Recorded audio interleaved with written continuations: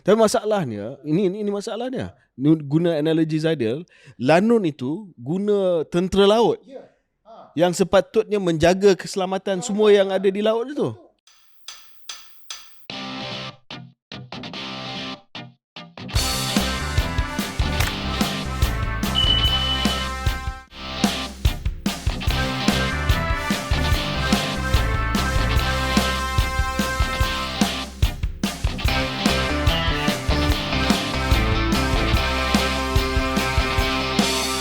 Assalamualaikum warahmatullahi wabarakatuh. Selamat Hari Raya Aidilfitri. Maaf Zahir dan batin. Selamat datang ke episod 193 Keluar Sekejap bersama dengan saya KJ. Saya Zaidil Baharudin. Teng teng teng teng teng teng teng teng teng teng teng teng teng. Adakah saya di perlawanan bola sepak? Adakah saya menyambut kedatangan Div Kehormat Timbalan Presiden Oh ya Allah. Parti Muda, ataupun adakah saya berada di majlis perkahwinan / pertunangan? Itulah dia. Kejut baru-baru ni, iaitu pengumuman yang jauh lebih hangat daripada pengumuman pengurangan 300 liter ke 200 liter. Ya. Iaitu pengumuman ikrar cinta di atas Gunung Kinabalu. Nasib baik kita bukan lagi lelaki bujang. Lepas ni lelaki bujang semua ada sangat bar yang teramat-amat tinggi yang dia nak kena ikut lah. Okey, Zaidil, kita lupakan sajalah pasal peperangan di Iran. Kita lupakan saja tentang harga minyak dan harga diesel. Kita lupakan saja tentang isu pendidikan, keputusan SPM. Episod kali ni saya nak tanya tentang majlis pertunangan tu sebab saya tak dapat jemputan. Saya terkeluar daripada kumpulan penting saudara yang berhormat Tuan punya Sadik. eksklusif. Saya tengok gambar awak ada kat situ. Maknanya saya punya level ni lebih tinggi daripada pemenang ABPH lah. Begitu artis yang begitu ni. But to be fair, saya pergi sana, memang hangat lah. Apa yang hangat tu? Banyak selebriti ada kat sana. Very good looking people. Including yourself. Not really. Paling sendu saya. Siakap keli tak kenal saya lah. Macam reporter tengok siapa ni kan. So Dia tak tahu kamu Timbalan Presiden. Tak ada kena-mengena apa semua. Cumanya kita tengok walaupun dia lah ada live dekat, kita tengok live ada Astro Wani, sampai ada orang nangis lah apalah ini. The event itself, majlis tu sebenarnya kalau tanya saya lah agak personal. Dia hanya kawan-kawan yang rapat, kawan-kawan yang baik sahaja. Kemudian kita jangan lupalah kalau Encik Khairi ni sebenarnya ialah you are Sadik's friend. Pertunangan ni ramai lupa, it's belah perempuan majlis dia. Jadi mungkinlah kita harap lepas bila ni Sadik hantar awak untuk apa, bagi alasan kepada saya lah. Mungkinlah. Ataupun lepas ni mungkin bila dia majlis perkahwinan nanti dia dah text dah tadi. Dia dah text dah. So I hantarlah message tanya congratulations. So dia kata I look forward to seeing you at the wedding. Okay.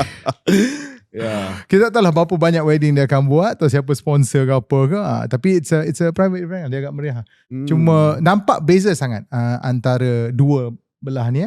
Bila kita tengok antara dulang girls oleh Bella Stila dengan dulang boys Syed Saddiq lah. Dulang boys Syed Saddiq dengan dulang girl macam langit dan bumi lah. Itu beza dia lah antara nerd dengan seorang influencer dan selebriti lah. Okay. Namun apapun kita ucapkan tahniah kepada Saddiq dan Bella. Betul. Atas permulaannya perjalanan mendirikan rumah tangga. Kita doakan yang terbaik kepada Saddiq dan Bella lah. Kena banyak bersabar ni. Ini darah manis ni macam-macam ni. Jadi kita doakan sampailah ke jenjang pelamin. Ada apa-apa teaser tarikh? Actually ramai orang tanya saya wedding tu. Saya pun tak tahu. In spite of me being there, I don't know because I'm not part of the family. Saya pinjam kata-kata ayat dia lah dalam dia punya ucapan yang menjadi viral tu lah. Inspired ni term Saddiq lah. Term Saddiq. Saya kahwin Bella. Betul. Bukan inspired but because. Immediately father. I think the biggest challenge, cabaran yang lebih susah untuk dia kan jadi seorang suami. Dia menjadi seorang bapa pada 2 anak. Jadi lepas ni saya harap katalah semua berjalan lancar. Saya doakan dan saya harap Saddiq tidaklah terlalu bersemangat bila pergi ke mesyuarat PIBG anak-anak dia lah. Berdebat ke, minta peruntukan yang adil ke. Dia orang cuma nak bincang gotong royong sekolah je Saddiq. Tak payahlah. Tapi dia macam Zaidil katalah dia punya hantaran tu sangat thoughtful. Ya, SSPN. Ramai yang berpandangan bahawa itulah bentuk hantaran yang sepatutnya diberi, bukan hanya SSPN untuk kedua-dua anak Bella, tetapi juga simpanan ASB untuk Bella, Betul. simpanan tabung haji untuk Bella. So Sadiq being Sadiq, true to form, dia fikir benda yang agak lain sikit lah. It's actually kita tengok the Iron Man lah, apalah. True to it's actually, in all honesty, dia sebenarnya seorang nerd yang sangat-sangat besar. Dia sebenarnya kalau sekolah tu, kalau kita ibarat karakter di sekolah tu sama ada dia ni pengawas ataupun pengawas perpustakaan lah. Dia lebih kurang macam tu lah. Okay. Penonton dan pendengar KS dah lama sabar sebenarnya, sebab episod yang last yang kita rakam dan buat naik sebelum Hari Raya hari tu. Dan Syaril masih lagi berada di perantauan. Saya pun tak pasti dia ada di mana. Sebab itu terpaksa panggil balik Zaidil. Zaidil tak pasti sama ada dia masih lagi layak ke tidak, sebab awak dah jadi timbalan presiden. Itulah, saya nak cakap tahniah sebab Zaidil telah pun dipilih, bukan dilantik, tetapi dipilih atau dilantik? What's the term? Because you dipilih lepas tu dilantik kan? Dipilih dan dilantik lah. So, jadi I think ni muda punya sistem macam DAP kan? Macam DAP. Nanti timbul lah muda ni DAP. Tidak, tolong kami ada banyak isu dengan DAP juga. It's just that sementara ni kita nak tunggu Sadiq selesai. Tu yang orang tanya, kenapa Sadiq tidak bertanding? Berarti sibuk nak kahwin. Masa tak boleh jawab. Masa tak boleh jawab.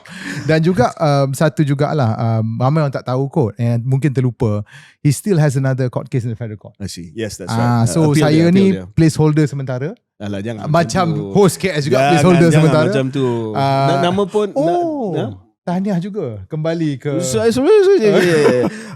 namun apa pun placeholder ke tak placeholder ke, saya ucapkan tahniah sebab Zaidil sekarang ni adalah timbalan presiden kepada sebuah parti yang berdaftar di Malaysia. Bukan satu kejayaan yang kecil. Saya pun tak sampai tahap itu. Tak pernah sampai tahap itu. Jadi tahniah. Dan yalah, saya baru nak cerita tadi, ramai yang komplain kenapa KS tak ke udara. Saya ada terima satu komen daripada Puan Fatimah Yusof. Dia marah. Dia kata ni dah masuk UMNO, dah lupa lah pasal KS ni. Jadi saya nak jawab lah bahawa saya tak lupa pada KS. Kita tak ke udara ni bukan sebab saya dah mohon untuk join semula UMNO, tetapi lebih kepada cuti dan rehat Hari Raya Aidilfitri. Betul lah kan, orang nak balik kampung apa semua. Tapi ramai yang rasa dia dah tak kisah pasal podcast sebab dah join UMNO. Tapi untuk makluman pendengar dan penonton setia KS, terutamanya Puan Fatimah, permohonan saya belum lagi diterima. Keputusan akan dibuat pada 7 hari bulan April. 17 hari bulan April. 17 hari bulan April. Saya doakan yang terbaik lah. Doakan yang terbaik lah. Zaidil, you jadi timbalan presiden. Kita nak kena doa saya nak jadi ahli biasa saja. Tapi jangan risau, kalau tiba-tiba ada perubahan di Majlis Tertinggi UMNO, saya yakin ada parti-parti. Saya ada kenal lah timbalan presiden seorang ni. Dia okey kot. Saya selesa menjadi ahli biasa buat sementara ini dan untuk meneruskan perjuangan kita bahagian Sungai di Buloh KS, lah. di KS. Bahagian Sungai Buloh sebab waktu saya dipecat, saya dah pindah keahlian saya daripada Rembau ke Sungai Buloh. Selepas saya diusir keluar daripada Rembau pada pilihan raya lepas, dan saya terpaksa bertanding di Sungai Buloh. Masa tu saya masih lagi ahli Rembau. Tetapi selepas pilihan raya tu, sebab saya dah kena usir keluar, saya dah kena tendang keluar daripada Negeri Sembilan, saya pun dah tawar hati, saya pun pindahlah keahlian saya. Saya ni level-level ketua bahagian Rembau lah sekarang ni. Saya ni level-level ketua bahagian Rembau lah sekarang. OMG. Ya tak ya. Sebab ketua bahagian ketua UMNO bahagian Rembau timbalan presiden. Kenalah beli Alphard dengan driver satu, saya kena carilah. Tak boleh lah naik MRT lagi dah. Okey, kita akan sentuh perkara tu sebab Alphard dan driver ni berkaitan dengan kos pengangkutan yang menjadi mahal sekali. Yang menjadi satu kebimbangan orang ramai. Mungkin kita mula perbincangan serius kita, Zaidil, dengan apa yang sedang berlaku di Timur Tengah, terutamanya serangan terhadap Iran. Saya rasa dah sampai ke minggu yang keempat semenjak serangan ini bermula. Serangan daripada Amerika Syarikat dan juga Israel terhadap Iran, dan selepas itu tindak balas Iran menyerang balik terutamanya pengkalan-pengkalan tentera Amerika Syarikat yang terletak di beberapa negara Teluk dan juga serangan balik Iran terhadap Israel. Konflik ini telah pun berterusan dan konflik ini bukan hanya telah pun mengorbankan nyawa, meningkatkan ketegangan, meningkatkan ketidakpastian dari segi kedudukan geopolitik, sekali lagi menunjukkan kuasa rakus Amerika Syarikat dan Israel yang langsung tidak peduli kepada undang-undang antarabangsa, yang langsung tidak peduli kepada hak asasi manusia, yang boleh juga dikatakan telah pun commit jenayah perang, terutamanya serangan terhadap beberapa kawasan orang awam ataupun civilian. Satu sekolah telah pun diserang, dikatakan disebabkan perisikan yang tidak tepat, tapi telah mengorbankan nyawa kanak-kanak ataupun pelajar-pelajar di Iran. Of course, the war has become bigger. It's regionalized in a sense that sekarang ni Israel pun guna kesempatan ini untuk menakluki selatan Lubnan. Mereka menggunakan alasan bahawa kumpulan militeri Hezbollah yang berada di selatan Lubnan itu telah pun mula menyerang Israel, dan seperti biasa Israel menggunakan itu sebagai satu alasan untuk menakluki kawasan selatan Lubnan. Kesan ini seperti mana yang kita semua tahu telah pun membawa kepada krisis bekalan tenaga dan krisis harga tenaga dunia, di mana pada hari semalam diumumkan oleh kerajaan Malaysia bahawa harga pam diesel telah pun naik ke RM6.02 1 liter. Paras yang saya rasa paling tinggi dalam tempoh yang beberapa tahun yang lepas. Betul. Dan walaupun kerajaan keluarkan pelbagai mekanisme untuk melindungi rakyat Malaysia, sama ada untuk meneruskan subsidi, walaupun kota subsidi itu diturunkan daripada 300 liter ke 200 liter sebulan, namun demikian saya percaya dan saya yakin malangnya kos harga barang akan meningkat disebabkan kos pengangkutan yang terpaksa dibayar itu lebih tinggi. Walaupun ada juga subsidi diesel, tetapi mau tak mau akan ada knock on effect lah. Betul. Dan kesannya akan kita rasai terutamanya dalam beberapa minggu dan bulan yang akan datang. Saya rasa Zaidil, to be fair, Perdana Menteri telah pun respon. Masa awal tu saya rasa nampak macam tidak ada urgensi, tetapi selepas pengumuman berkaitan dengan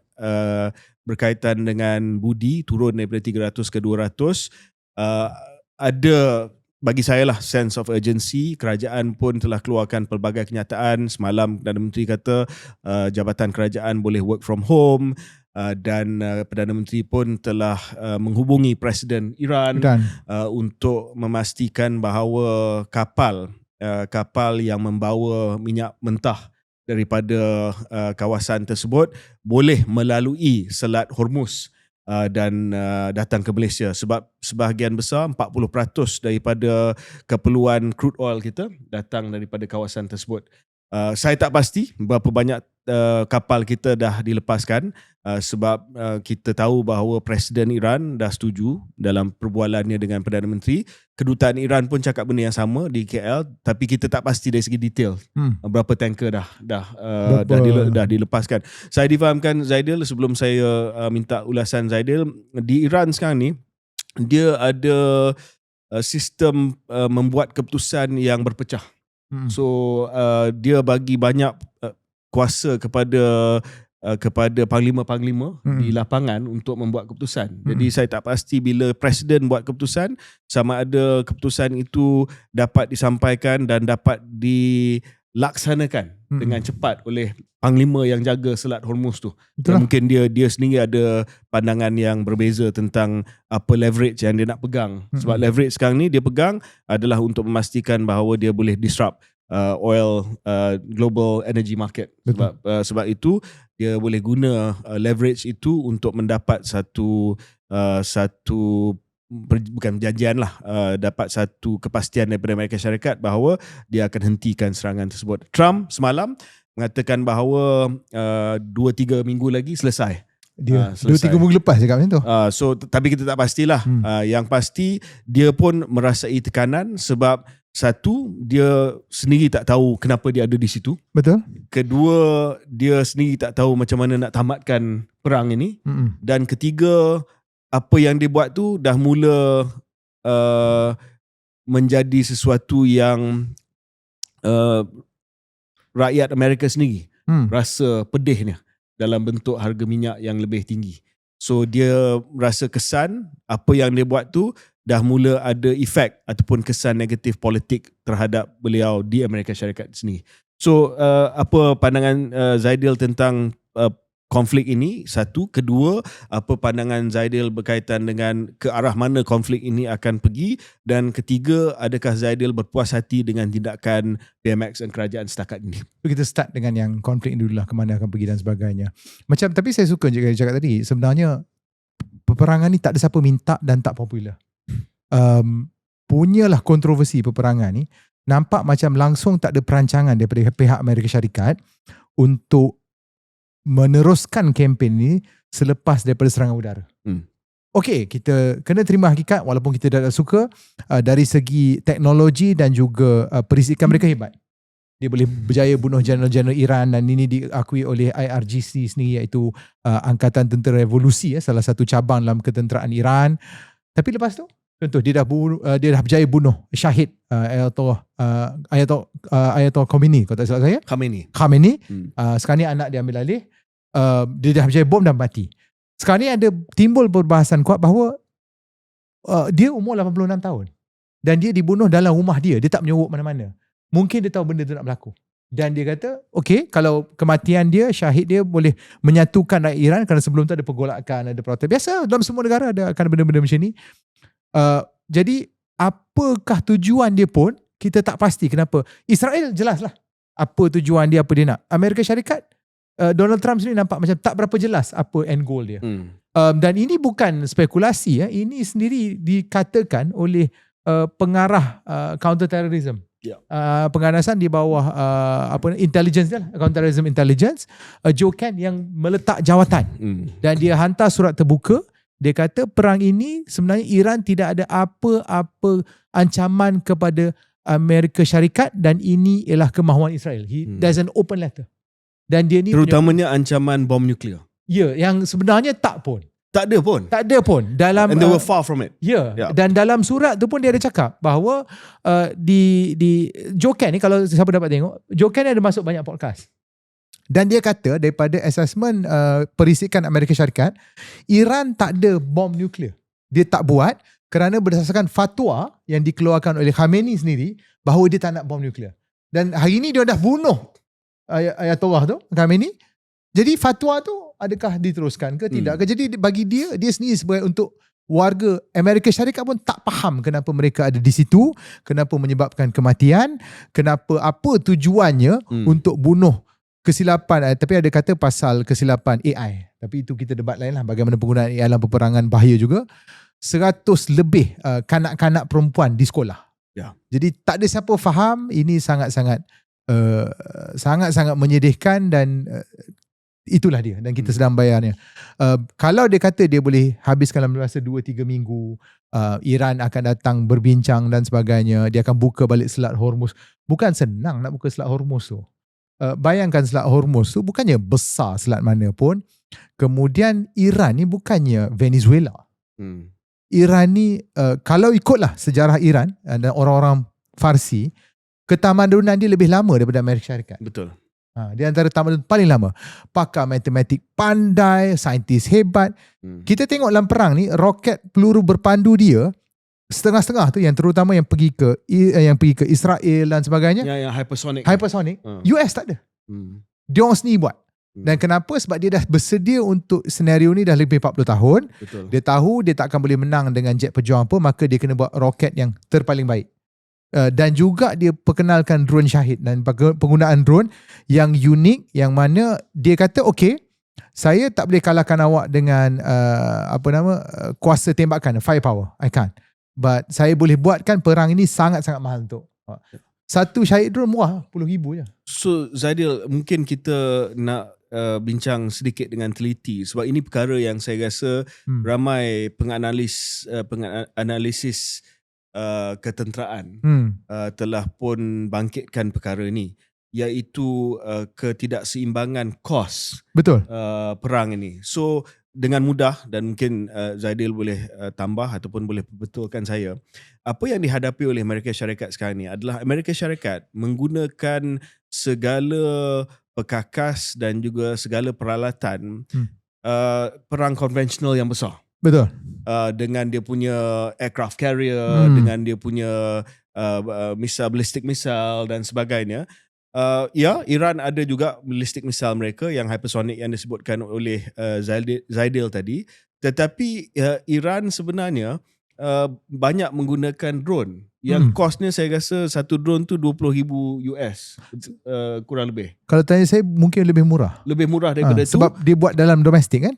Dan sangat murah, dan Amerika Syarikat terpaksa tembak drone ini dengan misal yang berjuta-juta. So di situ Iran dah menang. Betul. Sebab dia punya peluru, bayangkan dia punya peluru adalah kurang 10% daripada nilai peluru yang digunakan untuk tembak dia. So di situ kita dah nampak perancangan strategi Iran untuk memastikan bahawa this war is going to cost the US much more than it is going to cost us. It's not just the US. So kita boleh belajar dua benda daripada perang ni lah yang kita boleh bawa ke Malaysia. Nombor satu ialah satu pentingnya kebanyakan senjata yang diorang gunakan, sistem Patriot dan sebagainya, doktrin, ialah berdasarkan waktu perang dingin. Lawan dengan Soviet. Yes. So itu yang dia bawa misal yang boleh tembak sampai ke stratosphere, PAC-3, THAAD apa semua dan sebagainya. Tapi sekarang perang dah berubah. Tapi yang benda yang kedua yang kita kena faham, yang saya rasa lebih penting daripada Malaysia ialah sebab tu pentingnya kedaulatan teknologi. Kita tolak US ke tepi, contohnya terlibat UAE, Qatar, Bahrain, Saudi. Diorang semua sistem pertahanan ni digunakan Patriot. Dia sebab dia host lapangan terbang Amerika. Dia kata dia tak terlibat, tapi Iran bom juga sebab situ ada ketenteraan US dan dia gunakan tapak-tapak ni untuk serang Iran. Bila dia gunakan peralatan daripada US, pertamanya kepakaran untuk betul-betul buatkan benda tu efektif kurang. Dia tembak drone, dia gunakan Patriot PAC-3 harga berapa juta USD. Keduanya, bila peluru tu dah habis, US tak nak supply. Sebab dia kata priority kita ialah untuk melindungi Israel ke atau kita punya aircraft carrier. You're stuck there. Terkontang-ganting. Sebab tu penting bila kita sebut pertahanan, kita kena belajar buat sendiri. Iran boleh survive, dia boleh pergi ke tahap ini sebab semua benda tu dia buat sendiri. Katalah na'udzubillah senario sama berlaku pada kita kat Malaysia, saya rasa 3 hari kita tak tahan. Tu hebatnya Iran. So kedaulatan teknologi tu penting, poin yang penting. Yang kedua yang saya belajar daripada apa yang berlaku di Iran ni, Zaidil, adalah betapa pentingnya kita ada kuasa untuk mengawal kawasan yang kita menakluki. Apa yang saya maksudkan kalau saya ada peranan dalam kerajaan nanti, Selat Hormuz itu adalah choke point yang sangat penting. 30% daripada keluaran minyak dan juga gas melalui Selat Hormuz setiap hari. You know what the other most important choke point in the world is? Selat Melaka. Yes. You know who controls most of Selat Melaka? We do. So I would project ourselves in the Malacca Strait more. Of course bersama dengan Indonesia, sebab sebahagian adalah Indonesia, but most of the traffic comes in Malaysian territorial waters, and of course Singapore, because they can't enter Singapore. We control 2 strategic body of waters in South China Sea. Part of the South China Sea. So combine the two together, maknanya kedaulatan teknologi dan juga our territorial waters yang mana menjadi satu choke point ataupun satu kawasan yang sangat strategik, you can elevate our geopolitical importance. True. Yeah. But back to Iran, Zaidil. Zaidil juga adalah seorang armchair commando. Bukan. Armchair commando bukan. Bukan. Tapi saya bekas pegawai KPD NKK. So kalau harga minyak memang saya pandai sangat. Okay, ni bukan harga minyak. Ni nak cari dia punya off ramp, maknanya nak cari dia punya exit lah untuk Donald Trump. Adakah Zaidil rasa bahawa Donald Trump akan terus dengan serangan darat? Maksudnya dia dah hantar beberapa platoon ataupun beberapa company marine ke kawasan tersebut. 82nd Airborne ada situ. 82nd Airborne ada kat situ, dan memang marine ini Marine Corps ni, Corps Marine mereka, dia punya kepakaran adalah amphibious landing lah. Betul. Untuk mengambil kawasan melalui amphibious landing.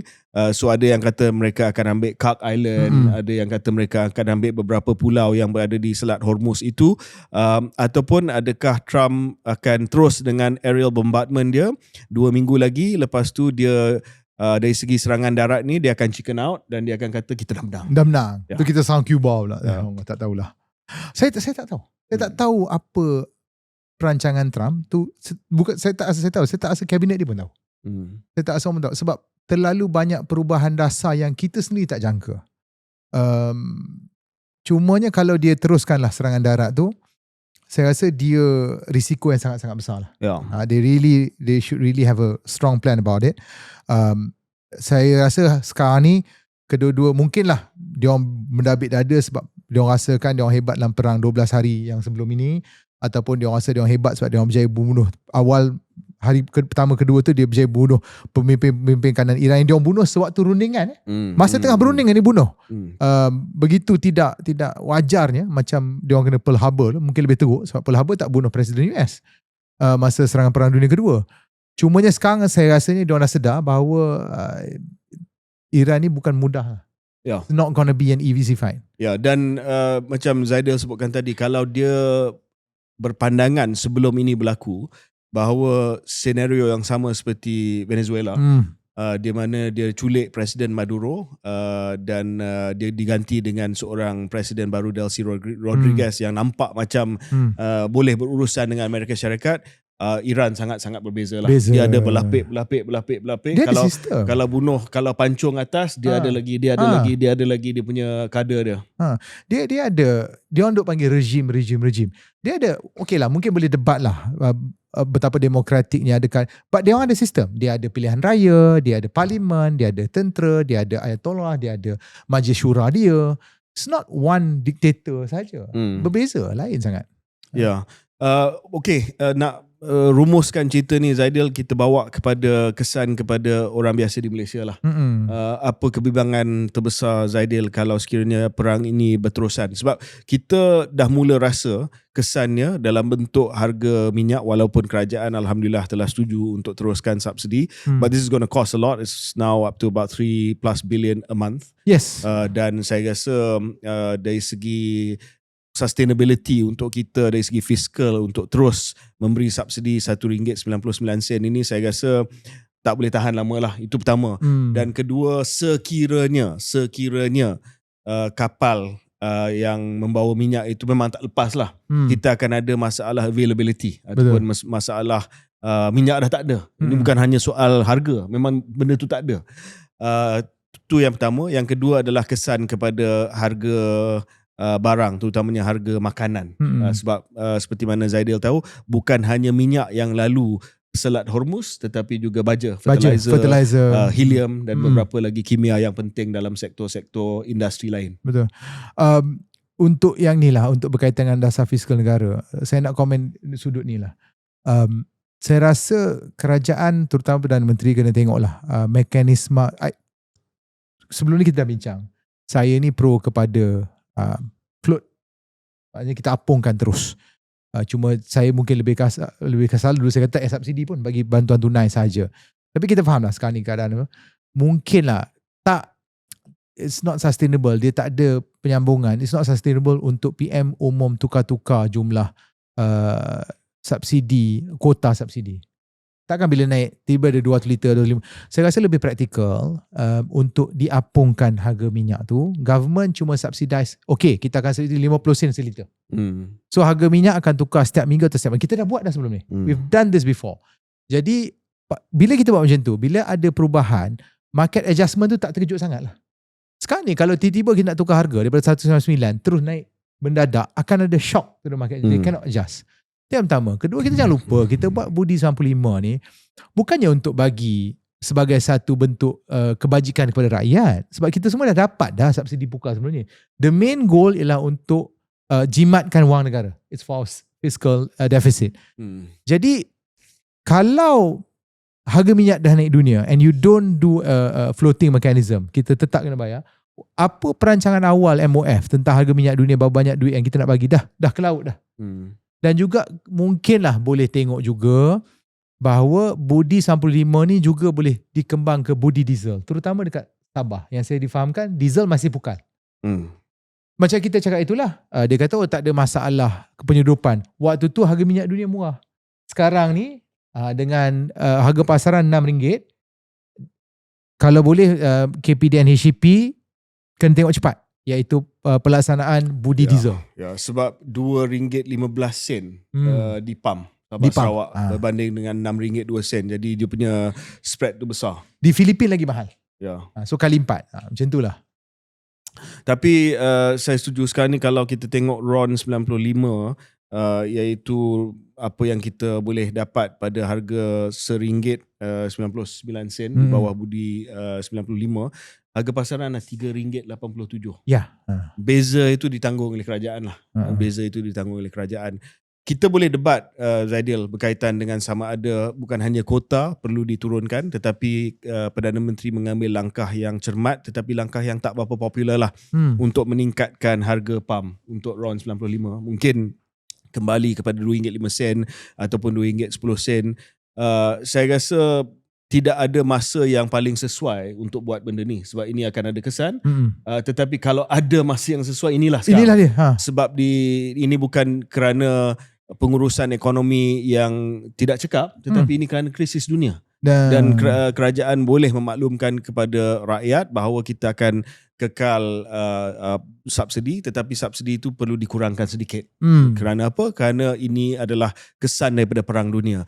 Kita kena ingat pendengar dan penonton KS bahawa bajet ataupun belanjawan negara telah pun dibuat dengan premis bahawa harga minyak sekitar mungkin 80 US dollar satu tong. Tu kira maksimum lah tu. Itu pun kira maksimum, dan sekarang ini dia dah mencecah lebih daripada 100. Dan kalau ia berterusan di atas paras RM100, of course ramai tak nak dengar cerita ni lah. Dia fikir tentang kantung diri dia. Dan saya faham. Bukan saya kata itu tak penting, tetapi dari sudut kerajaan, ini adalah sesuatu yang akan memberi kesan yang sangat dahsyat kepada kedudukan fiskal kita. Tetapi just to round this up, Zaidil, okey, kita boleh debat sama ada pengurusan kerajaan setakat ini cukup, sense of urgency ada. Saya dah mula melihat ada sense of urgency. Saya nampak rakyat masih lagi tak begitu faham, sebab benda ni belum dirasai sepenuhnya, walaupun dah mula dirasai, tetapi belum lagi rasa sepenuhnya. Dan saya tak nak apabila harga makanan melonjak naik dengan lebih tinggi lagi, apabila ada kekurangan makanan, perubatan, barulah kita panik. So I think kita kena betul-betul melihat kepada kehidupan kita sendiri dan merancang untuk 2-3 bulan yang sangat-sangat tidak menentu. Tetapi lebih daripada itu, Zaidil, adalah adakah kerajaan pada hari ini, selain daripada short term measures ataupun pendekatan jangka masa pendek, tindakan jangka masa pendek ini, sudah mula perbincangan berkaitan dengan tindakan dan juga perubahan jangka masa panjang yang diperlukan, rentetan daripada pengajaran daripada dalam konflik ini. Sebagai contoh, adakah kita akan percepatkan perbincangan kita berkaitan dengan sumber tenaga, sumber penjanaan kuasa? Dulu kita dah ada NETA, energy transition kepada renewable, tetapi sekarang ni dah mulalah nuklear dan sebagainya. Perlu dipercepatkan dan perlu kita ada perancangan yang kata okey, susulan daripada apa yang berlaku, ini adalah realiti. Ini bukan hypothetical, ini bukan andaian, tetapi boleh jadi pada bila-bila waktu dan masa gangguan kepada sistem tenaga ataupun kepada bekalan tenaga dunia. So let's get to it and start thinking about nuclear power. True, but yelah, kalau kita tengok banyak yang beri kenyataan PM. Menteri-menteri macam mana? Menteri Terjaminan Makanan macam mana? Menteri tenaga baru macam mana dan sebagainya. So kena cepat. Cumanya kalau nuklear tak sempat kot. Selalunya kalau nak tak sempat untuk sekarang lah. Even kalau 5 tahun pun tidak. Yeah, it takes 10 to 15 years. So it's a nice tapi talking. kena buat perancangan. Maksudnya guna peluang ini untuk buat perancangan. Kalau tanya saya lah peribadi, it's a nice talking point for the PM lah ataupun government. Kita akan tengok tenaga nuklear apa. Tapi Malaysia ni sebenarnya satu negara yang sangat-sangat bertuah. Kita ada sumber tenaga boleh baru yang banyak sebenarnya. Okay, nuklear bagus lah kalau kita cakap ada nuklear dan sebagainya. Nanti belum cerita nanti orang tak setuju ke, dan kita tak ada kepakaran tu. Tapi yang mana kita boleh buat, dan dia bukanlah jangka masa pendek, dia boleh ke jangka masa pendek. We immediately can do, right? Solar. Apa plan dia? Keduanya, contohnya kita ada empangan. Now kita tahu dekat empangan Bakun dan Murum, adakah betul-betul utilize ke tidak? How do we send some of the power to Semenanjung? Bagaimana pula dengan kita nak perkenalkan lagi solar di semua bumbung-bumbung? Macam mana kita nak perluaskan lagi, bagaimana pula kita nak tambah ke hydroelectric dam, benda-benda macam ni. There needs to be a serious talk. Dan benda ni kalau tanya saya lah, lebih praktikal dan kita boleh buat daripada kita cerita nuklear. Pada masa sama, jangka masa dia jauh. Saya rasa perbincangan nuklear itu untuk memperbanyakkan mix kita. Sebab apa yang kita belajar daripada peristiwa hari ini adalah kebergantungan kepada satu sumber bahan bakar kuasa. Satu bahan bakar, sama ada ia fossil fuel ataupun ia solar. Kita kena spread our risk, saya rasa. Sebab kalau nuklear, dia punya choke point adalah China lah. Sebab sebahagian besar daripada panel solar, kalau solar, dia punya choke point adalah China. Sebab sebahagian besar daripada panel solar dan juga bateri teknologi datang daripada China. So untuk kita memastikan kedaulatan tenaga kita, saya rasa kita kena fikir macam mana kita boleh spread kita punya risk. Katalah satu hari nanti China pula dia ban ekspor kepada Malaysia atas apa-apa sebab lah, dari segi dia punya solar panel ataupun dari segi dia punya bateri teknologi, kita pun bermasalah juga. But lebih mudah untuk kita bina kapasiti untuk buat sendiri solar dengan bateri daripada nuklear. Of course. Itu saya punya pandangan lah.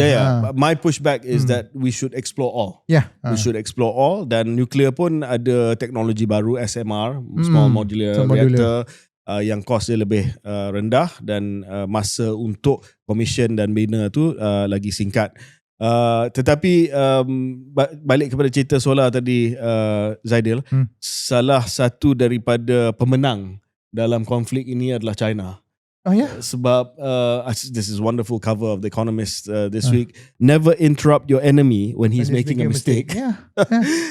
So dan ada gambar Xi Jinping dengan Donald Trump. So sekarang ni China tengok US masuk ke dalam peperangan yang tidak ada asbab ni, dan selepas ini China akan jadi lebih kehadapan dari segi ekspor solar panel, dari segi ekspor bateri teknologi mereka, sebab ramai yang kata kita kena de-risk sumber tenaga kita daripada fossil fuel. Pemenang kedua ialah Rusia. Daripada dulu tak boleh jual minyak, sekarang ni US tiba dah buka, dia boleh jual minyak. Lepas tu dulu dia kena jual diskaun, sekarang dia boleh jual 110 USD setung. Dan yang paling bodoh untuk Trump lah, seorang lagi pemenang adalah Iran. Walaupun diserang bertubi-tubi, dia boleh sekarang ni boleh jual minyak dia boleh jual minyak pada harga yang lagi tinggi. Apa dia nak gerudingan? I'm like, so as long as the regime can withstand the bombardment, it's okay. They're okay. They're okay. Mungkin kita take a break. Tak boleh. Kembali selepas ini. Itu bukan presiden kita, biarlah.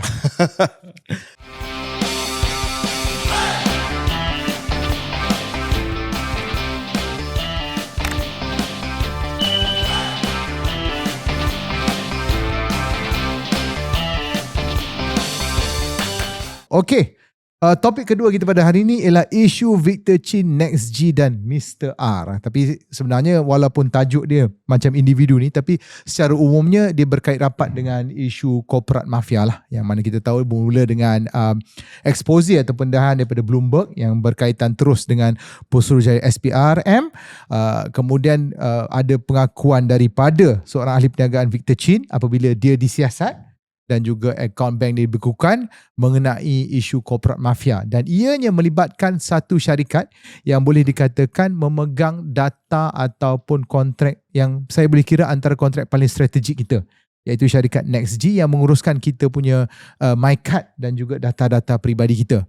Saya rasa kita tidaklah perlu pergi kepada siapa tu Mr. R ataupun Victor Chin ni, apa tuduhan dia, siapa latar belakang dia, macam mana NextG, apakah permainan saham. Dan kita baca berita juga mungkin semalam minggu ni ada lagi dua lagi board of directors ataupun ahli lembaga pengarah meletak jawatan. Sangat-sangat drama berkaitan dengan isu Victor Chin, XG dan Mr. R ni. Cumanya saya nak Cik Kari, kita bincanglah tentang apakah kontroversi ni yang bermula daripada pendedahan Bloomberg, kesannya kehadap negara, khususnya apabila NextG ni memegang data strategik yang sangat-sangat penting negara, dan juga bagaimana ianya berkait rapat dengan kita individu, every Malaysian sepatutnya mengambil berat tentang isu ni, lebih daripada mungkin isu-isu lain lah. Ya, so untuk makluman dan juga untuk perhatian pendengar penonton KS, syarikat NextG ni dulu dia punya nama dia Datasonic. Syarikat ini adalah pembekal pasport dan juga kad pengenalan Malaysia. Sebab di Malaysia kita outsource perkara ini kepada syarikat swasta, dan Datasonic telah pun mendapat kontrak ini. Dia sebenarnya dah lama dia bekal IC, dan selepas itu dia dapat kontrak untuk pasport. Tetapi masalah dia sekarang adalah perebutan untuk syarikat ini.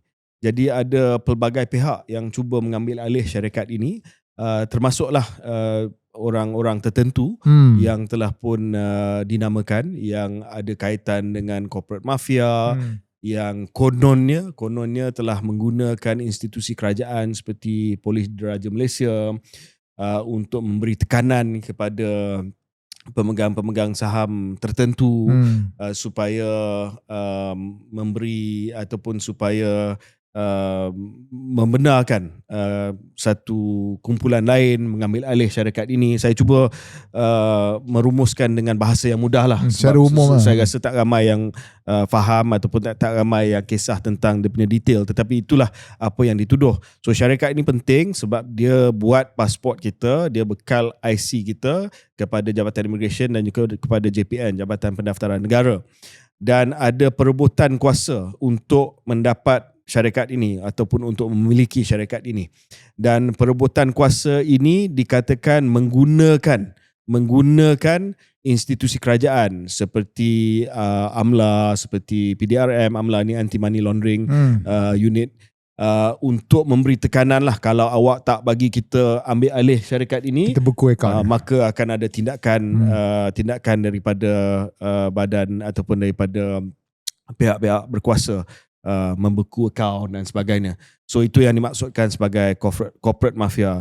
Victor Chin ini adalah salah seorang pemain lah dalam syarikat ini dulu, dan dia telah mengatakan bahawa dia menjadi mangsa kepada corporate mafia ini, dan diminta untuk membayar 10 juta ringgit kepada seorang ahli parlimen PKR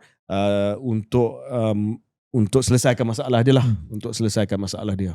Dan dia kata dia minta pulang balik duit tu, kalau tidak disebut nama pada 30 Mac. Sekarang ni Victor Chin dah diam, maknanya duit tu dah pulang lah kot. Kita pun tak tahu. Okey, tapi masalah dia sekarang adalah dia ada Mr. R. Mr. R ni adalah orang yang penting dalam cerita ini juga.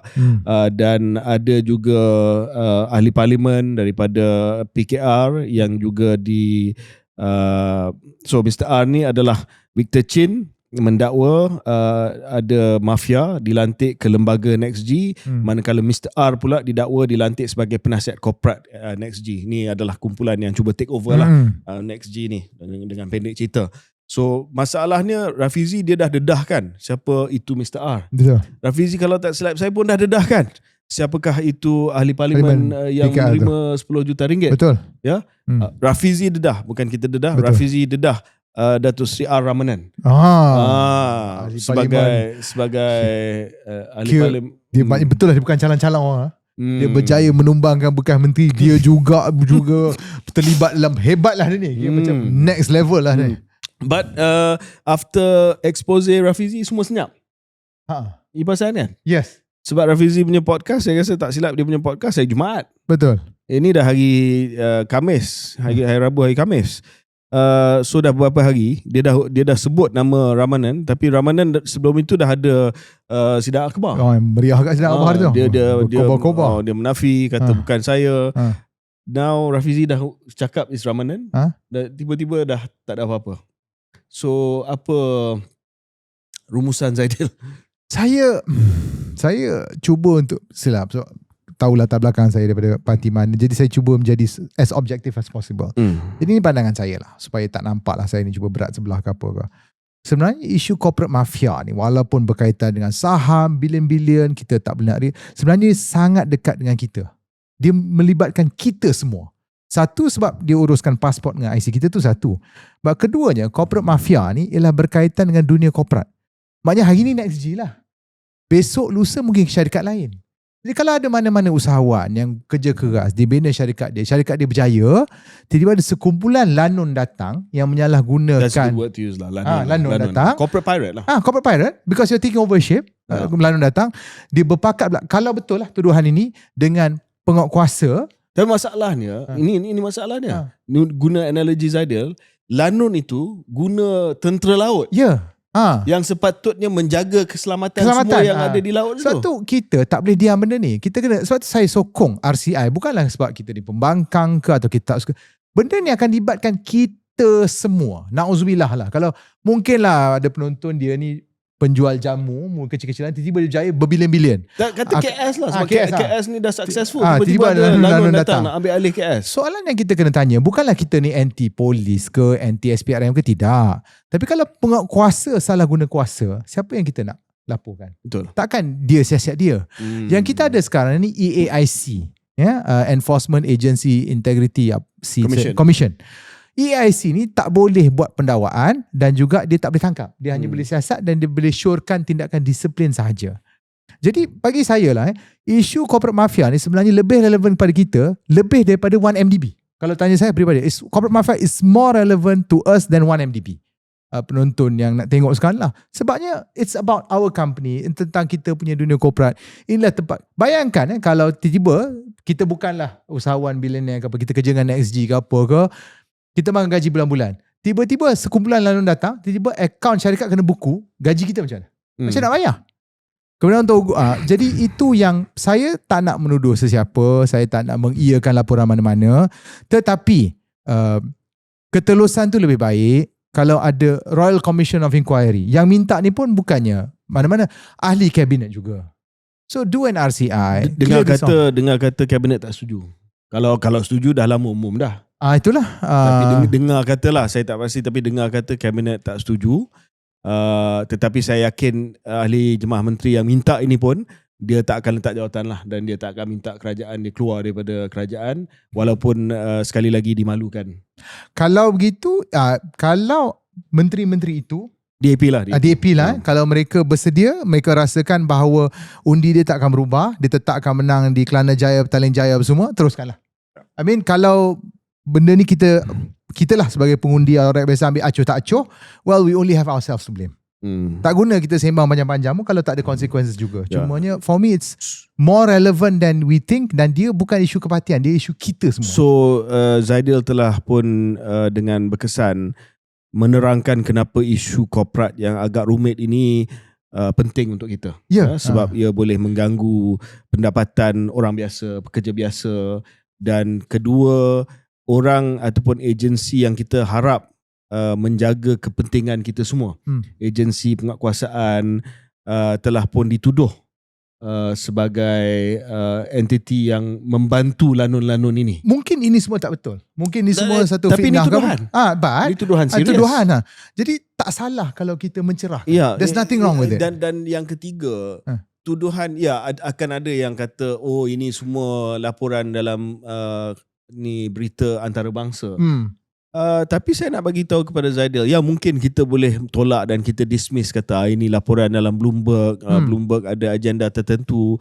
Tetapi Bloomberg ini, walaupun kita mungkin tak suka liputan dia, dibaca oleh sebahagian besar daripada masyarakat pelabur. Ya. Dan bila cerita macam ni keluar, kalau saya adalah pelabur yang saya nak melabur di Malaysia, ya, saya nak melabur di Malaysia, saya nak tubuhkan syarikat saya di Malaysia, tetapi tiba-tiba ada laporan walaupun laporan itu belum lagi disahkan, tetapi laporan bahawa ada mafia corporate yang boleh mengambil alih syarikat di Malaysia dengan kerjasama daripada agensi penguatkuasaan. Adakah saya rasa saya akan letak duit saya di Malaysia? Siapa nak bubuh bilion-bilion untuk buat kalau ada uncertainty macam tu?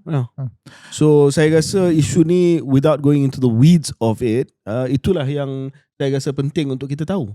Dan bagi saya setakat ini penafian itu tak cukup. Penafian itu tak cukup. Dan kalau kerajaan mengharapkan agar benda ni akan lalu dan akan hilang begitu saja, saya rasa tidak. Mungkin sebahagian besar daripada pengundi dia tak faham ataupun dia tak tahu tentang isu ini.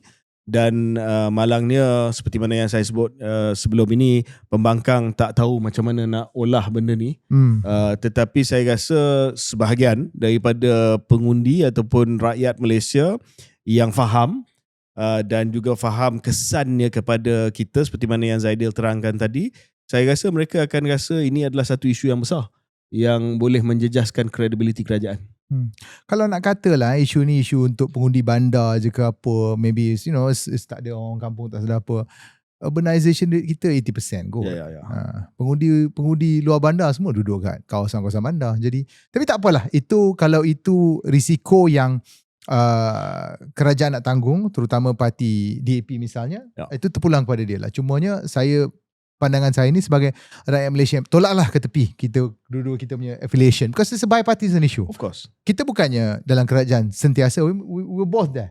We thought that 1MDB tu orang tak faham. Tiba-tiba Mat Sabu berjaya buat berangkuman ceramah tak sampai 3 minit, habis semua. Jadi itulah. That's my thought. Dan saya harap kerajaan ambil serius lah benda ni. Okay, kita pergi kepada topik seterusnya. Zaidil, saya ada terbaca berita, tetapi penjelasan pun dah dibuat oleh kementerian yang berkaitan. Tetapi 2 hari lepas tular dalam media sosial kenyataan yang kononnya dibuat oleh Kementerian MITI, Perdagangan Antarabangsa, Pelaburan dan Industri, yang mana kita di KS ni kita selalu suka nak mudahkan cerita lah, sebab kalau kita pergi baca dia punya detail tu mungkin orang tak boleh faham dan tangkap dengan cepat. Tetapi dia lebih kurang beginilah, ada laporan yang mendakwa bahawa syarikat pengeluar kereta daripada China yang bernama BYD, saya rasa ramai yang tahu jenama BYD ni, antara pengeluar kereta elektrik ataupun EV yang paling popular lah sekarang ni. Nombor 1 sekarang? Nombor 1 ya? Nombor 1. Dia kata dikenakan syarat oleh Kementerian Industri yang baru bagi operasi CKD. CKD ni adalah kereta-kereta yang dipasang di Malaysia. CBU adalah kereta yang diimport secara finish ataupun kereta yang dah siap, tetapi CKD ini adalah kereta-kereta yang dipasang oleh Malaysia. So dia akan bawa dia punya parts, dia akan pasang di sini. Nama dia adalah CKD, Complete Knockdown Units. Laporan yang pertama kata, okey, harga minimum, harga lantai bagi kenderaan EV CKD termasuk BYD dan juga jenama-jenama lain diletakkan pada harga RM200,000 Malaysia. Maksudnya kereta jenama CKD, jenama antarabangsa ni, yang bawa yang pasang di Malaysia tak boleh jual kenderaan EV kurang daripada RM200,000 Malaysia. Sekarang ni harga lantai dia adalah RM100,000 Malaysia. So dia naikkan harga lantai ni. Yang kedua, semua kereta CKD yang dipasang di Malaysia oleh mana-mana jenama yang buat pemasangan di Malaysia ini, 80% daripada pengeluaran mereka mesti ekspor. Maksudnya tak boleh ada lambakan di pasaran Malaysia. 20% saja daripada dia punya output boleh dijual di Malaysia. So kalau dia keluar 100 kereta setiap bulan, 80 daripada unit itu, Kena 80 export. unit kena ekspor, 20 unit sahaja boleh jual. Bila berita ni keluar, ramai yang membuat rumusan, ialah sebab kita secara logik ni kita buat rumusan lah.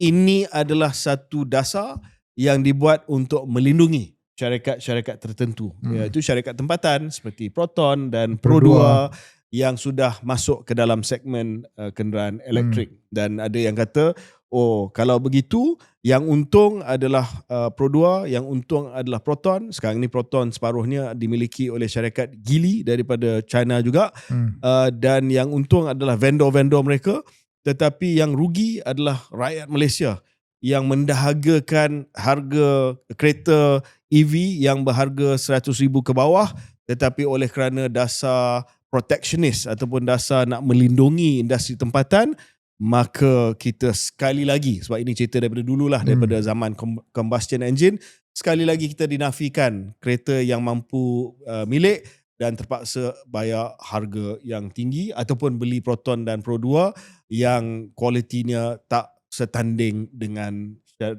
jenama seperti BYD. Syaril, Zaidil. Isunya bukannya kualiti tak standing. IMAS tu agak bagus. Cuma I like the IMAS. Yep. Isunya tak ada. So satulah, okay, saya faham sebagai sebenarnya saya pro EV buatan Malaysia. In fact, when masa Encik Kadi Menteri dulu, yang penonton rumah tengok, dia pernah bawa prototype yang kita buat sendiri. Oh ya. EV sebenarnya lebih mudah untuk bina daripada internal combustion engine. Saya percaya Malaysia boleh buat. Yep. Sebab dia tak sesukar nak buatkan sistem enjin pembakaran dalaman yang ada berpuluh kalau tak beratus benda-benda yang bergerak. Tetapi saya nak sedikitlah, saya faham kenapa MITI ambil tindakan ni. Mungkin ada sedikit grain of salt lah, bahawa tiba 200,000 dan 20%, 80% sebab he say, she say. Tapi MITI nafi. MITI nafi lah. MITI dah nafi. Mungkin perbincangan tu lain, kita tak pasti. Cuma satulah, saya nak pertama sentuh tentang shilling harga 100,000 tu. Saya pandangan beginilah kot. Saya faham kenapa kena buat. Tapi kalau kita boleh beli Toyota Vios bawah 100,000, bolehlah kot dibenarkan beli EV bawah 100,000. Sebabnya EV ni sebenarnya bukan eksklusif untuk orang kaya. EV ni sebenarnya murah. Dan untuk setiap EV yang ada di atas jalan raya, kerajaan jimat 200 liter sebulan untuk bayar subsidi minyak. Jadi, adakah sekarang ni wajar untuk kita letakkan ceiling ini ataupun begitu keras untuk benda ni pada keadaan yang mana kita juga tertekan nak bayar subsidi minyak? That's just my thought. So dalam konteks perbincangan asal kita lah, berkaitan dengan apa yang sedang berlaku, sepatutnya kita turunkan ceiling tu. Turunkan saya ceiling. Saya rasa turunkan lagi ceiling tu daripada 100,000. Okay, at least level playing field lah. Okay, kita faham bahawa kita nak sebenarnya kita nak bawah 70,000 must be localization. Kita consider lah at least macam mana kita tengok. Okay, kalau ICE yang dulu kita nak cuba lindungi Proton dan Pro2 ni, kita boleh benarkan some of the Toyotas, your Honda can sell about 80k, 90k. Consider that. Especially sekarang ni ada keperluan yang sangat tinggi, terutama untuk orang yang duduk di bandar dan sebagainya, untuk bayar, kita nak kurangkan kebergantungan kepada subsidi minyak. Tu yang pertama. Tapi what about the argument yang mengatakan bahawa satu, EV ini adalah segmen baru. Proton dan Pro2 baru saja mencuburi segmen ini. So dia kena ada masa sikit untuk establish dia punya market position. Availability pun tak ada. So selepas itu mungkin kita boleh turunkan harga, kita boleh meningkatkan persaingan. Yang kedua, argument yang mengatakan bahawa, dan argument ini saya rasa ada asasnya, lambakan kereta daripada China ini sebab dia dapat pelbagai subsidi daripada China, betul. Di China. Sebab itulah dia boleh undercut dan dia boleh jual pada harga yang sangat rendah, betul, di pasaran antarabangsa. Subsidi tu dulu kan. So betul, you need to strike a balancing act between itu. Untuk subsidi China tu, I mean itu tak boleh argue lah. Itu clear cut. Memang itulah fakta, kita kena terima hakikat itu dan kita kena manage benda tu. Cumanya balik kepada tadi, ini segmen baru. Yalah, kita dah tahu benda datang daripada tahun 2020 lagi. I remember you were you're the Mosty Minister, I think 2020. 2020. That was 6 years ago. Kita tahu benda datang. So what happened between that 6 years? Okay, itu pertama. Okay, tak apalah. Benda yang lepas kita jangan pergi. Okay, katalah kita terima bahawa Okay, benda ni kena ada sebab kita nak beri masa untuk kita punya industri kenderaan tempatan untuk keluarkan kenderaan buatan Malaysia. Sebab akhirnya harganya yang dibayar oleh kita ni. Kita orang biasa sebab kita kena beli kereta mahal dan sebagainya. Apa plan dia? Kita nak penjelasan. Adakah kalau setakat kita buat semua ni hanya untuk tunggu salah satu kereta buatan syarikat perusahaan otomotif nasional ni untuk rebatch another platform, I don't think, is that worthwhile? Supaya untuk beri masa supaya diorang ni boleh sign untuk dapatkan model apa nama ni daripada syarikat lain dan kita letak balik macam kita buat dulu. Is that worthwhile that we go to this path again for the last 30-40 years? Well, maybe the counter to that is that the first few models of EVs are rebatched, which I think they are, but the subsequent models are built ground up. Then we need to know what's the plan. For clearly. Okay. Contohnya, kita kata kita nak bantu vendor tempatan. Yeah. Okay, kalau rebatch, berapa sangat vendor tempatan yang boleh dibantu? If you build from scratch, then yes, this is a worthwhile undertaking. Dulu kita defend Proton, terutama bila ada dasar macam ni yang lebih keras dulu, is because kita dapat tengok, walaupun benda tu fail lah, but in the end they learn a lot. Macam mana Gen 2 tu is from ground up. And then we saw Persona, and then Preve, but of course then reality kicks in, things like that. So, apa plan tu? Adakah takkan nak tunggu Jepun keluar EV dulu, baru? So, kita kena ada that perancangan, MITI kena tunjuk, agensi-agensi kerajaan macam MARI, kena keluar, okay, this is the roadmap, this is the timeline that we have. Okay, right now we're going to start 100k, but bila model baru akan keluar, apa subsegment dia, it's very unclear. So, kesan daripada laporan ini yang telah pun cuba diperjelaskan oleh MITI kata tak ada usaha untuk menaikkan harga lantai ke 200,000, tidak ada pun syarat ekspor 80%, tetapi MITI akui bahawa ada usaha untuk melindungi vendor dan juga jenama tempatan. Dia bukan hanya kesan kepada, tadi kita banyak sebut tentang pembeli tidak dinafikan ataupun pembeli dinafikan pilihan harga EV yang mampu milik, tetapi ia memberi kesan kepada Malaysia sebagai destinasi pelaburan. Sebab BYD kalau terlalu banyak syarat, dia akan batalkan perancangan dia untuk membina fasiliti ini di Tanjung Malim. Dan dia dah memang ada di Thailand pun. So sekali lagi kita terlepas peluang untuk mendapat pelaburan dalam bentuk kilang di sini. Kita pun jangan lupa, betul kita kena lindungi industri tempatan dan saya pro benda itu. Cumanya pasaran kita 33 juta aja. Itu realiti yang kita kena terima. Tapi saya faham kenapa MITI kena buat benda ni. Cuma saya harap adalah some form of balancing act between the two. Tidak terlalu keras, tapi bagi saya lebih penting apa perancangan jelas untuk kedua-dua perusahaan otomotif tempatan yang besar ni, Perodua dengan Proton ni, untuk kekal relevan lagi 30-40 akan datang. Okay.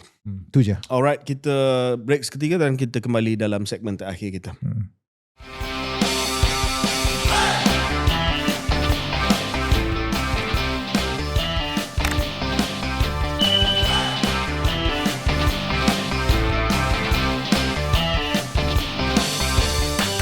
Selamat kembali ke episod 193 KS. Episod kali ini syarat dengan banyak isu. Kita ada 2 isu lagi yang kita akan bincang. Satu adalah kes pemandu mabuk. Pada 29 hari bulan Mac, kira-kira jam 11.40 pagi malang ni di Jalan Raya Barat Kelang, Selangor, ada satu kejadian, satu kemalangan di mana seorang mangsa lelaki menunggang motosikal usia 30-an meninggal dunia di tempat kejadian akibat kecederaan parah disebabkan seorang pemandu yang di bawah pengaruh alkohol dan juga positif dadah semasa insiden berlaku, dan ini telah pun menjadi satu topik perbincangan yang hangat di media sosial. Ada yang kata hukuman tak cukup berat, penguatkuasaan tak cukup ketat, dah banyak kali berlaku, dan juga malangnya Zaidil, perbincangan ini ada ada banyak elemen unsur perkauman disebabkan siapa pemandu tersebut dan juga siapa mangsa tersebut. Kita tak perlu cakap apa bangsa mereka, saya rasa semua dah tahulah bangsa mereka. boleh tak kita mula melihat isu ni, kita tak boleh tolak ya bahawa persepsi masyarakat berbentuk daripada kanta ataupun lensa kaum, bukan kauman tapi kaum, sebab kita tak boleh nafikan benda tu ya. Dan memang ada beberapa generalization ataupun stereotype yang saya rasa ada di kalangan masyarakat walaupun mungkin ia tidak adil. Tetapi kita bincang dulu berkaitan dengan hukuman. Kenapa ada tanggapan Zaidil sekarang ni bahawa seolah-olah hukuman itu tidak cukup berat. Saya difahamkan Peguam Negara ataupun DPP dalam tuduhan ini telah membawa murder charge ke atas pemandu yang bawah pengaruh alkohol ni dan juga positif dadah. Bila dia murder charge, maksudnya tuduhan membunuh, beban bukti itu tinggi. Sebab dia kena buktikan bahawa ada niat nak bunuh. Risiko tu sebenarnya. So ada risiko yang diambil oleh Jabatan Peguam Negara. Biasanya dia akan kena di bawah Akta Pengangkutan Jalan, saya rasa, kalau tak silap saya. Tetapi dia telah membuat keputusan untuk membawa di bawah Seksyen 302 Kanun Keseksaan Bunuh. Itu boleh membawa hukuman mati.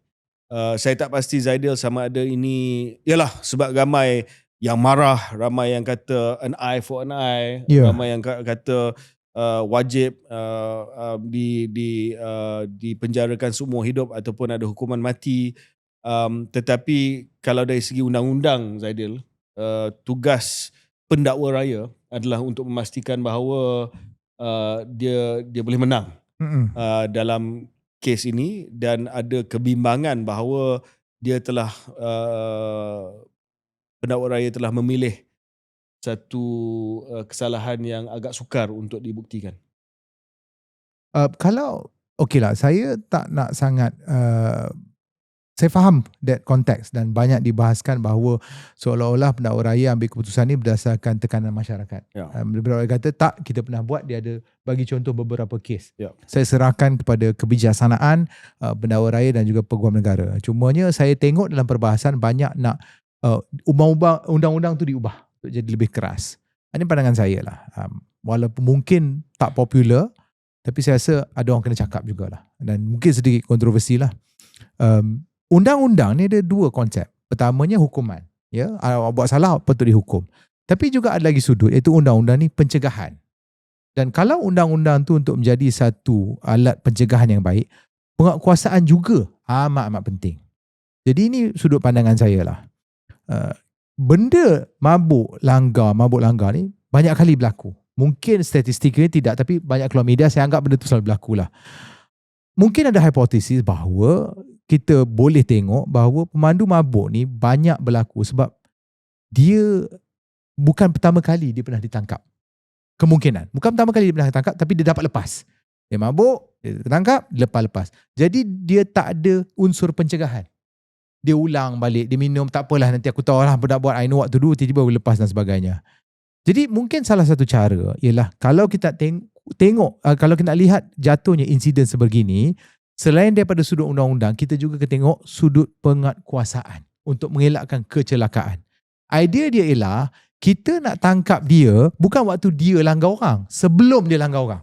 Maksud kita tahan dia dah mabuk, okey, gantung lesen, pergi masuk dalam penjara 2 minggu ke apa ke, tak boleh mandu, masuk mahkamah. Jadi mesti ada keberkesanan dalam penguatkuasaan.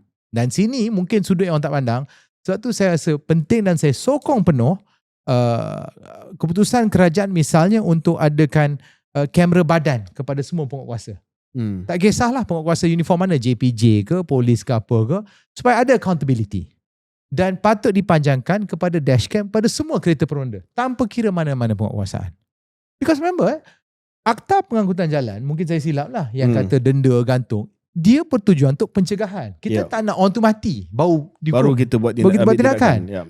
And so kalau ada nampak bahawa benda ni asyik berulang, maybe kemungkinan ada masalah dari segi bagaimana kita melaksanakan undang-undang, dan mungkin antara jalan penyelesaian tak tengok ruang lingkup sentimen, perasaan atau perkauman ialah keberkesanan penguatkuasaan tu. And so saya look at that. on the dash cam, on the body cam, and benda ni bukan kontroversi sebab kerajaan dah umum pun nak buat. Apakah status dia, adakah semua orang dah pakai, macam mana kita tengok dan sebagainya. So kalau tengok kan yang dalam kes ni, dia tak pernah ada kes sebelum ini. Kita terimalah. Kita tak nak yang mana sebelum ni dia dah biasa dah 3-4 kali dah kena tangkap. Kali keempat tu ada orang meninggal. Kita tak nak benda tu berlaku. Saya rasa satu cadangan yang baik sebab itu lebih kepada langkah pencegahan. Tetapi perlu juga disentuh beberapa cadangan yang dibuat oleh orang ramai. Ada yang minta supaya ada konsep pampasan mandatory. Maknanya bila dah ada kesalahan ini, nyawa ataupun ganti nyawa bagi memastikan kebajikan keluarga mangsa terjaga. Betul. Itu cadangan yang saya rasa boleh dipertimbangkan di bawah Akta Pengangkutan Jalan. Ada juga yang lebih kepada old school, hukuman sebat dikembalikan. Ada yang juga minta supaya ada senarai hitam seumur hidup. Sebab sekarang ni hukuman semasa di bawah Seksyen 44 Akta Pengangkutan Jalan, buat masa ini hanya hilang kelayakan memandu selama minimum 10 tahun. Kesalahan pertama 20 tahun kesalahan berulang. Dia minta supaya ada seumur hidup, boleh dipertimbangkan. Dan mungkin hukuman Akta Seksyen 44 Pengangkutan Jalan, penjara 10-15 tahun mungkin nak ditingkatkan. Saya tak pastilah. Itu saya rasa JPJ ataupun Kementerian Pengangkutan boleh fikir. Tapi saya setuju dengan Zaidil, jangan kita hanya melihat dari segi pindaan kepada undang-undang selepas kesalahan itu berlaku, tetapi apa yang boleh kita buat untuk memastikan bahawa pencegahan itu dapat dibuat. Zaidil, mungkin ada idea-idea di peringkat pengguna, di peringkat outlet ataupun tempat hiburan untuk memastikan bahawa mereka juga turut mainkan peranan. Ini bukan dari segi undang-undang lah, tetapi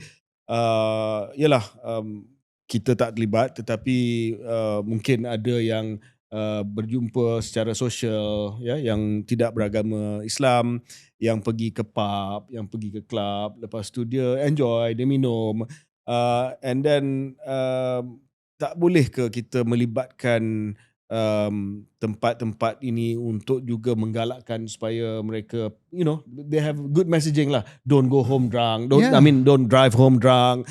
Ada poster kat situ. Let us get you a Grab. Make sure there's a designated driver. Ada discount the Grab is on us. The Grab is on. If you leave your car and you drive, we get somebody to drive you home. We have to come up with creative things like that also. Betul juga. Cuma tanya saya lah. Sepatutnya dah tak ada alasan dah pada zaman ni untuk mabuk dan pandu kereta dengan kaedah sekarang nak dapatkan Grab dan e-hailing begitu senang. Ya, saya tahu, tapi kita pun tak tahu dia dalam keadaan macam mana kan, dalam senario tersebut. Saya tahu tadi saya cuba jadi objektif, tapi saya marah juga because this day and age tak ada alasan lah. Kalau dulu mungkinlah teksi tipu ke apa, now you have an app boleh pakai. Apa alasan awak untuk boleh high dan mabuk dan pandu, lepas tu ada orang mati tak pasal-pasal? But so tu cadangan saya is that, again, saya cuba tak nak main lensa sentimen apa, but at least kita kena tengok that part supaya kita tak nak benda ni berulang. And untuk pengusaha park apa semua, kita kena tengok tu juga, maybe some form of campaign ke apa, kita kena tengok. Everyone has to play lah. Sebab kalau kita hanya lihat, dan saya setuju, saya sokong, bukan saya kata hukuman itu tidak penting, kekuasaan itu tidak penting, tetapi kita kena lihat daripada pelbagai sudut. Betul. Behavioral change, peranan pengusaha pub, pengusaha restoran dan sebagainya. Saya rasa kena ada public awareness campaign juga. Betul. Lah. Macam Zaidil kata, no excuse, tetapi benda ni akan berulang. Ataupun ni lah, mungkin pengusaha restoran atau pub, dia tengok dia punya pelanggan yang mabuk nak bawa kereta, telefon polis. Tahan dia. Why not? Kan? Saya suspect. Mungkin kalau dia pergi, selagi mana dia tak start engine tu, dia tak akan tangkap lah. Tapi mungkin polis datang, Encik, tolong Encik. Something like that ke? Why not? Betul.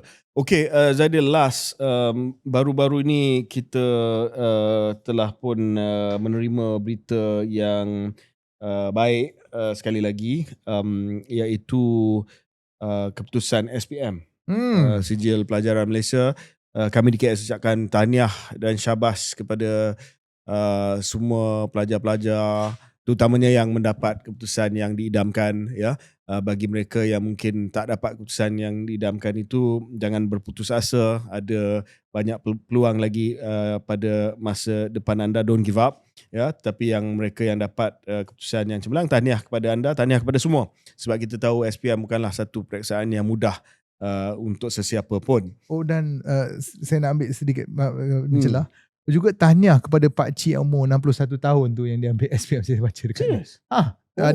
Ada seorang warga Mas umur asa 61 tahun yang dia ambil SPM dan dia dapat keputusan. Oh, okey.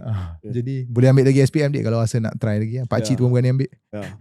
Jadi mungkin ada ahli parlimen juga yang ambil SPM ke? Sebab ada poster dia kata tahniah, lepas tu ada gambar dia. Tak pasti di parlimen mana. Takkan sukan buluh lagi kot. Tak, poster dia gambar dia. Dia kata tahniah, lepas tu kecil tahniah kepada pelajar-pelajar yang lulus SPM. Tahniah lah YB kan. Berapa A dapat kita tak tahu lah. Anyway, saya tak nak cerita tentang benda lain, Zaidil. Saya nak tanya pandangan Zaidil dan mungkin kita simpan perbincangan lanjut sebab dah sejam lebih. Sebab bila keputusan ni keluar dan kita 10,000 lebih yang dapat straight A. 11,000. 11,000 yang dapat straight A. Siam dah susah. So, soalan pertama yang saya tanya bila saya baca berita 11,000 ni, Zaidil, adalah ginilah. Ya, bukan saya nak merendahkan pencapaian straight A kita. Betul. Itu kita akui hebat, terbaik. You deserve it. Congratulations, guys. Ya. Tetapi kenapa grade purata kebangsaan SPM bertambah baik setiap tahun? Ya. Jumlah yang dapat SPM straight A tahun ni dia turun sikit, tetapi dia dalam dia zaman-zaman dulu mana ada dalam 10,000 yang dapat straight A. Masa Zaidil ambil SPM, saya rasa tak adalah 10,000 yang dapat straight A. Tak ada. So semakin ramai yang dapat straight A. Tetapi kenapa bila kita buat perbandingan PISA? PISA ni apa? PISA ni adalah peperiksaan antarabangsa, ya, yang menanda aras kita di peringkat antarabangsa.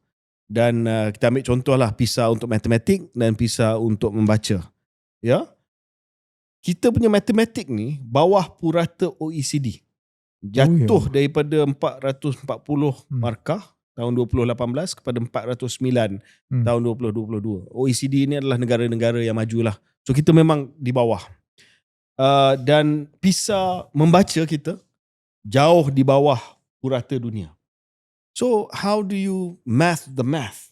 Kata Gen Z. The math is not mathing. The math is not mathing. The math is not mathing because we are doing so well in our SPM. 10,000 lebih dapat SPM straight A's. Tetapi skor PISA kita berbanding dengan negara-negara, even negara-negara jiran kita, Vietnam, Singapura, tak boleh cakap lah, jauh lebih rendah. Pencapaian produktiviti kita tidak tinggi. Penemuan saintifik kita, Zaidil pun tahu, sangat kurang. IP yang kita minta dan kita pegang pun sangat kurang. Penglibatan kita dalam high end of STEM pun tak semakin malap. So how do you explain this? Berat ni. I know. Takkanlah kita bincang pada penghujung. Kita bagi teaser dulu lah. Okay lah. I have a very short one. Ini pandangan ringkas saya lah. Saya bukanlah orang yang tahu mendalam benda ni. Saya tak pernah jadi cikgu. Saya juga bukan YDP PIBG mana-mana sekolah.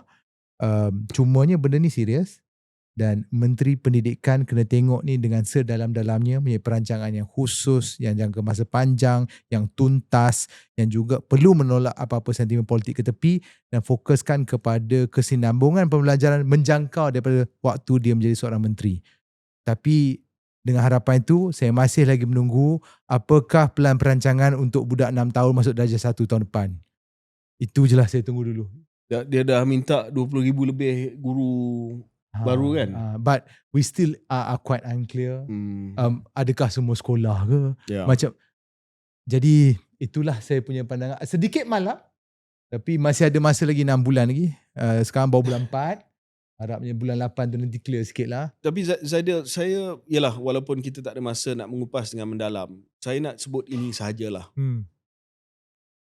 No education minister, tidak ada mana-mana menteri pendidikan yang ada insentif untuk menyentuh perkara ini dengan serius. Ya. Yeah. Sebab ia akan memberi kesan politik kepada dia. Saya rasa menteri pendidikan hari ini tidak fikir pun tentang PISA. Dia dalam keadaan yang bangga dan tetap kita patut bangga. Ramai dapat A. Ramai dapat A. Tak ada siapa yang akan sentuh. Tak ada siapa yang akan teliti dan betul-betul check kenapa kita dah sampai ke tahap di mana ramai yang A tetapi ia tidak nampak hasilnya dalam perbandingan antara bangsa PISA sebagai contoh. Kalau saya tak betul, mungkin boleh ada komen daripada guru, pakar guru yang kata andaian KJ ni tak tepat dan kenapa saya tak tepat. Tapi saya punya premise adalah we are getting more A's but our international benchmarking is becoming worse. Dengan sentence yang mudah lah. Begitu. Why? Adakah kerana great inflation? Ada yang kata dari segi penetapan ambang nilai dia berubah setiap tahun supaya dia memberi lebih peluang kepada orang ataupun murid-murid kita mendapat keputusan A plus dan sebagainya. Dan julat grade itu sentiasa berubah. So ini semua pandangan dan juga maklum balas yang kita dengar. Tetapi tak ada siapa yang incentivized to touch this because parents, baik student, baik guru, industri pendidikan ni penting juga, Zaidil, because we have a huge tuition industry. Yes. Everyone is incentivized to just continue to churn A's and not actually sit down and say, hey, wait a minute, more A's, but benchmark internationally we're still doing badly. Yeah. So mungkin dalam dalam pelbagai episod yang akan datang kita boleh merungkai masalah tersebut. Ataupun tinggal kat ruangan komen. I think kalau anda pandangan tentang isu pendidikan ni, tinggalkan di ruangan komen. Apakah pandangan anda berbeza dan kita boleh bincangkan dalam episod seterusnya. Yeah, okay. Any last words, Zaidul? Tak ada apa. Anyway, okay lah sempena bulan Syawal lagi ni, saya tengah pakai baju Melayu ni. Saya ucapkan selamat Hari Raya, maaf zahir batin kepada penonton kalau ada sepanjang tu salah dan silap tahun lepas. And that's about it. Sempena dengan hari rakaman hari ini 2 hari bulan April, ini adalah hari kesedaran autism dunia ataupun World Autism Awareness Day. Anak saya Timo, anak kedua saya adalah autistik. Saya nak sebut bahawa every life has a value. Society says a life is valuable. Ini tanggapan masyarakat. So life is valuable if you get good grades, if you don't need help, if you are productive, if you are independent.